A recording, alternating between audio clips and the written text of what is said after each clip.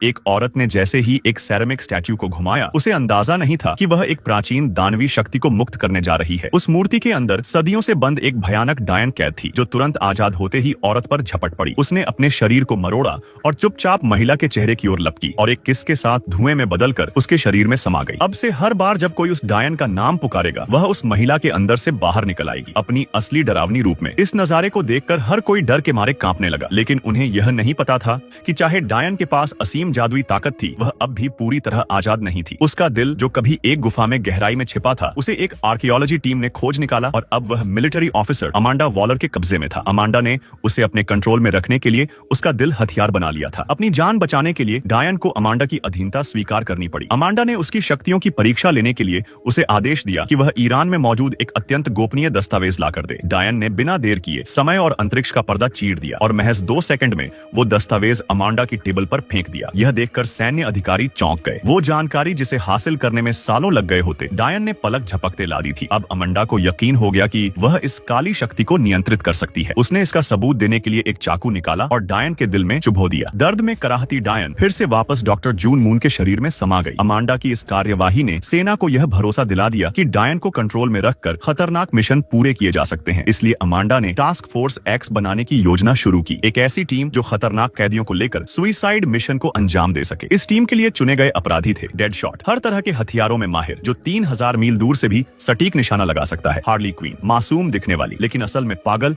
और खतरनाक जोकर की प्रेमिका। कैप्टन बूमरैंग, ऑस्ट्रेलिया का बैंक लुटेरा जो बूमरैंग से मार करता है। किलर क्रॉक, सीवर में रहने वाला जो टीवी पर सिर्फ ब्लैक कल्चर देखता है। एल डियाब्लो, एक गैंगस्टर जो आग पर नियंत्रण रख सकता है और लॉस एंजलिस के युवा अपराधियों के लिए भगवान जैसा है। लेकिन इन खतरनाक अपराधियों को भर्ती करना आसान नहीं था। हर किसी में मौत बांटने की क्षमता थी, लेकिन कमांडर रिक फ्लैग की धमकी और ताकत के आगे आखिरकार डेडशॉट ने जुड़ने पर हामी भर दी। पर जब रिक थककर होटल लौटा तो देखा कि जून नींद में डायन का नाम बुदबुदा रही थी। रिक तुरंत अमांडा को कॉल करने लगा, लेकिन डायन ने उस पर जादू करके उसे भ्रम जाल में खींच लिया और जून की जान से खेलने की धमकी दी। डायन खुद अमांडा के कमरे में जाकर अपना दिल चुराने की कोशिश करती है, लेकिन जैसे ही वह बॉक्स के पास पहुंचती है, उसमें लगे सिक्योरिटी अलार्म से उसे रुकना पड़ता है। वह तुरंत गायब होकर पास के कमरे में चली जाती है, जहां उसे अपने भाई इनकुबस की मूर्ति दिखाई देती है। डायन तुरंत मूर्ति को उठाकर सबवे के बाथरूम में जाती है, एक बदकिस्मत आदमी को कंटेनर के रूप में चुनती है और अपने भाई की आत्मा को उस शरीर में समा देती है। इनकुबस अब इंसानों को मारकर उनकी ऊर्जा से खुद को मजबूत बनाता है। सबवे की बिजली का इस्तेमाल करके वो तेजी से खुद को और ताकतवर बना लेता है। अब जब डायन को पता चलता है कि इंसान जो कभी उन्हें देवता मानते थे, अब उन्हें महत्व नहीं देते, वह क्रोधित हो जाती है। उसका उद्देश्य अब है दुनिया को बदलना और इंसानों को नष्ट करना, लेकिन उसका दिल अब भी अमांडा के कब्जे में है। इसलिए वो दोबारा जून के शरीर में लौट जाती है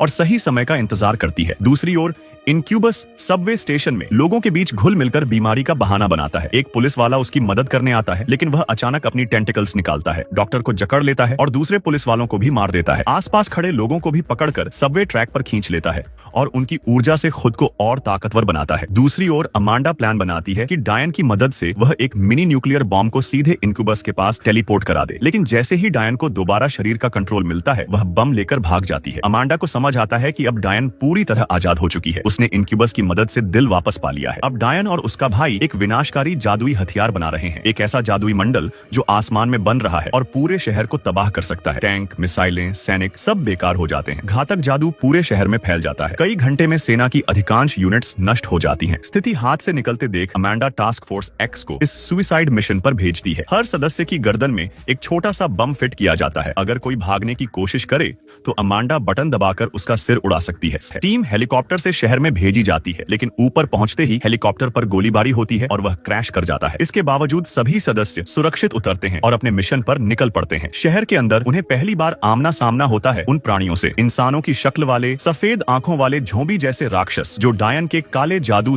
भारी फायरिंग के बीच भले ही मॉन्स्टर्स की संख्या ज्यादा थी, लेकिन वे कोई खास फायदा नहीं उठा पाए। एक अकेला आदमी उन्हें पल भर में खत्म कर देता है, मगर किसी को नहीं पता कि विच पहले ही कई इंसानों को किस के जरिए व्हाइट आइड मॉन्स्टर्स में बदल चुकी है। अब इस मिशन को पूरा करना बेहद मुश्किल हो गया है। मेजर रिक की अगुवाई में टास्क फोर्स टारगेट बिल्डिंग में घुसने में सफल होती है, लेकिन अंदर का माहौल बहुत भारी है। हर कोना मॉन्स्टर्स से भरा है और हर सदस्य पर दबाव बढ़ता जाता है। जब सोल्जर्स एक एक कर मारे जाते हैं और सभी हॉलवे में फंस जाते हैं, तब डेडशॉट जानबूझकर एल डियाब्लो को उकसाता है। वह देखना चाहता है कि ये शांत रहने वाला आदमी असल में क्या कर सकता है। एल डियाब्लो बस हल्का सा हमला करता है और पल भर में सभी मॉन्स्टर्स को जला डालता है। डेडशॉट घबराकर सफाई देता है कि उसने ऐसा सिर्फ टीम की भलाई के लिए किया। बिल्डिंग के भीतर रिक सभी को रुकने का आदेश देता है और अकेला एक सीक्रेट रूम में जाता है। डेडशॉट पीछा करता है और देखता है कि जिस शख्स को वे बचाने आए थे वो कोई और नहीं बल्कि अमांडा वॉलर हरसेल्फ है, वो औरत जो खुद अपने साथियों को मारने में संकोच नहीं करती। यह देखकर डेडशॉट और हर्ली दोनों की सोच हिल जाती है, पर गले में लगे माइक्रो बम के कारण वे कुछ नहीं कर सकते। हेलीकॉप्टर रूफटॉप पर आता है लेकिन किसी भी कॉल का जवाब नहीं देता। रिक को शक होता है और वह तुरंत फायरिंग का आदेश देता है। जवाब में विरोधी सेना की भीषण गोलीबारी शुरू हो जाती है। सब बुरी तरह घायल होते हैं। जोकर जो छुपकर सब देख रहा होता है, डॉक्टर से कहता है कि हार्ले के गले की बम हटाई जाए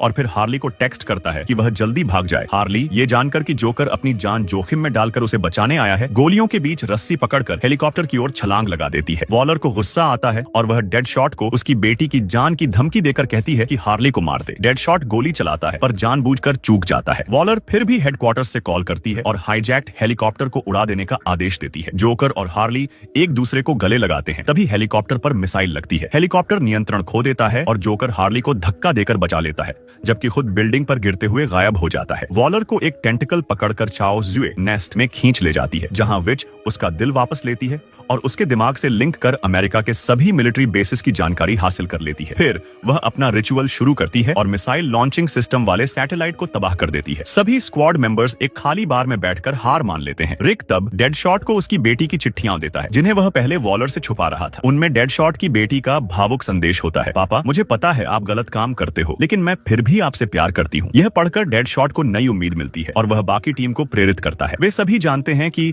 भले ही समाज उन्हें खलनायक मानता है, पर कहीं न कहीं कोई उन्हें सच्चा प्यार करता है। स्क्वाड चाओ ज़ुए में वापसी करती है। प्लान ये होता है, किलर क्रॉक और कुछ सैनिक पानी के नीचे जाकर नाइटमेयर के नीचे बम लगाएंगे। बाकी लोग विच का ध्यान भटकाएंगे, लेकिन विच को सबकी मौजूदगी का एहसास हो जाता है और वह सबको एक जादुई भ्रम में डाल देती है। डेडशॉट को सपना आता है कि वह बैटमैन को मार देता है। हार्ली खुद को जोकर के साथ एक खुशहाल घर में देखती है, लेकिन एल डियाब्लो अपने मरे हुए परिवार को देखता है और गिल्ट से उबर नहीं पाता। वह भ्रम तोड़ देता है और सबको भी नींद से जगाता है। विच नाइटमेयर को सामने लाती है। वो एंशिएंट मॉन्स्टर बहुत ताकतवर है, हाथ कटता है तो फिर उग आता है। लड़ाई में स्क्वाड बुरी तरह कमजोर पड़ती है और बम अब तक जगह पर नहीं पहुंचा है। एल डियाब्लो तब अपना अंतिम रूप लेता है, एक विशाल अग्नि राक्षस, और अकेले नाइटमेयर को धकेल कर टारगेट एरिया तक लाता है। वह पूरी ताकत झोंक देता है और नाइटमेयर का दिल निकालने ही वाला होता है, लेकिन शक्ति खत्म होने से वह खुद कुर्बान हो जाता है। क्रॉक बम लगा देता है और एल डियाब्लो की कुर्बानी से बम फटता है। नाइटमेयर तबाह हो जाता है। विच अब गुस्से में अपने असली राक्षसी रूप में आ जाती है और कहती है, या तो मेरे साथ जुड़ो या मरो। हार्ली दिखावा करती है कि वह मान गई है, लेकिन जैसे ही विच उसे भरोसा करती है, वह कटाना से उसका दिल निकाल देती है। किलर क्रॉक एक और बम रिचुअल ऑल्टर पर फेंकता है और डेडशॉट उसे निशाना बनाकर फोड़ देता है। विच की सारी शक्ति खत्म हो जाती है। वह हार मानकर कहती है कि कटाना उसे मार दे ताकि वह अपने भाई से मिल सके, लेकिन रिक उसका दिल पकड़कर धमकी देता है, जून को वापस करो। विच जानबूझकर उसे गुस्सा दिलाती है और खुद ही दिल मसल देती है। वो राख बन जाती है, लेकिन अंत में सबको चौंकाते हुए जून वापस लौट आती है रिक की बाहों में। वॉलर अपने बचाव के लिए स्क्वाड को थैंक यू नहीं कहती, वो बस 10 साल की सजा कम करती है, जबकि सभी की सजा 500 साल से शुरू होती है। लेकिन उनकी छोटी इच्छाएं, जैसे डेडशॉट की बेटी से मिलना या हर्ली का कॉफी मेकर, वो पूरी करती है। अंत में जोकर चमत्कारिक रूप से हेलीकॉप्टर क्रैश से बचता है और जेल में घुसकर हार्ली को बाहर निकाल लेता है। दोनों फिर से साथ हो जाते हैं। इस